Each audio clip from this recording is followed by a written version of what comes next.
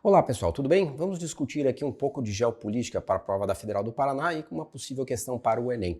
O tema desse encontro é referente ao termo chamado de Sul Global. Da onde veio essa ideia? Bom, vocês devem saber que na década de 70, ali mais ou menos, nós tínhamos uma classificação de análise dos países que era o chamado Primeiro Mundo, os países desenvolvidos e capitalistas, o Segundo Mundo, que seriam os países socialistas, e o Terceiro Mundo, que poderia ser considerado os subdesenvolvidos, na época os subdesenvolvidos industrializados. O Brasil era um dos líderes do chamado o quê? Terceiro mundo. Essa ideia continua, só que com algumas o quê? Adaptações. O primeiro mundo seria hoje os países desenvolvidos, o segundo mundo praticamente não existe, que são os países socialistas que ou eles desapareceram como regime político ou deram aquela mega transformação que é o caso da China, que é um sistema híbrido de capitalismo e socialismo. Mas agora, principalmente nos anos 2020, pós-pandemia, a geopolítica do planeta Terra está mudando alguma coisa. Por quê? Porque os países desenvolvidos, eles vão geralmente se formar naquele grupo chamado G7. O G7 ele não é um bloco econômico, ele é um fórum, é uma reunião que tem de vez em quando. E esses países vão lutar pelos seus interesses econômicos e políticos como qualquer país. Ou seja, os G7 eles vão querer democracia, que é um padrão que dá certo para eles, e eles vão querer também o que é um liberalismo econômico, contanto que dê uma boa rendimento econômico para essas nações do chamado G7 ou o antigo o quê? Primeiro mundo. E rapidamente as nações começam a se organizar, liderados principalmente pela China e pela Rússia, basicamente o quê? Para fazer uma contraposição ao G7. Aí que vai aumentar a força dos BRICS e eles vão fazer, conforme você pode ver nessa imagem que ele está colocando aqui na tela, o chamado Sul Global. Isso é uma boa de uma pegadinha para a prova. Só não marque, por favor, que Sul Global ficam todos os países no Sul. Você pode observar na imagem, vamos fazer um desenho aqui bem simplista, que aqui você teria o quê? Ó, a linha do Equador. Então isso é uma análise que seria uma soma mais ou menos do quê? Do que antes era o segundo mundo e o terceiro mundo.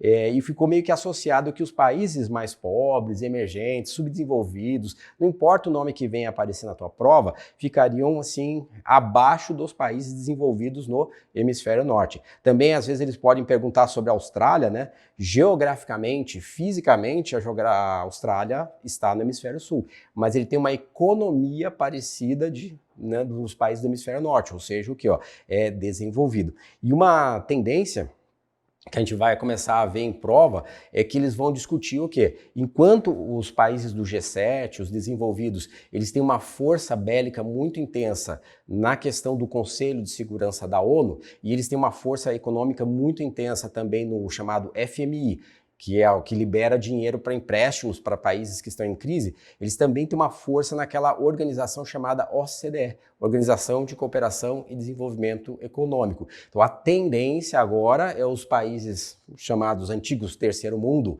né, liderados pela China, fazer o quê? E numa contrapartida, uma espécie do quê? De nova ordem mundial. Vamos fazer eles chamam de freios e contrapesos, né?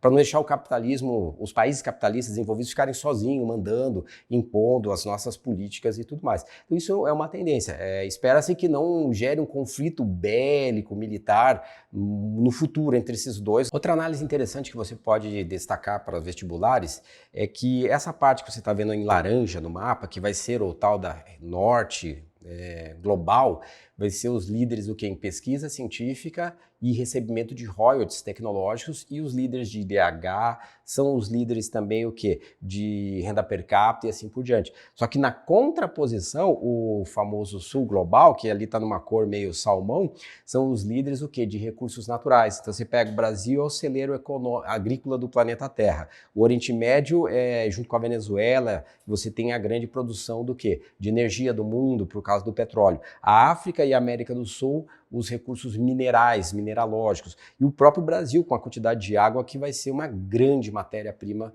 para se explorar no futuro. Além do que a questão populacional. Então você tem lá mais ou menos 50% da população do planeta Terra, só naqueles países ali que é Índia e China praticamente ali, e juntando com alguns países em volta na Ásia. Então você vai ter uma disputa muito interessante nos próximos anos, né, entre o Sul Global e o Norte Global. E aqui a gente encerra esse vídeo. Se você gostou desse vídeo, dê um like, indique para o seu amigo que vai fazer vestibular e até mais.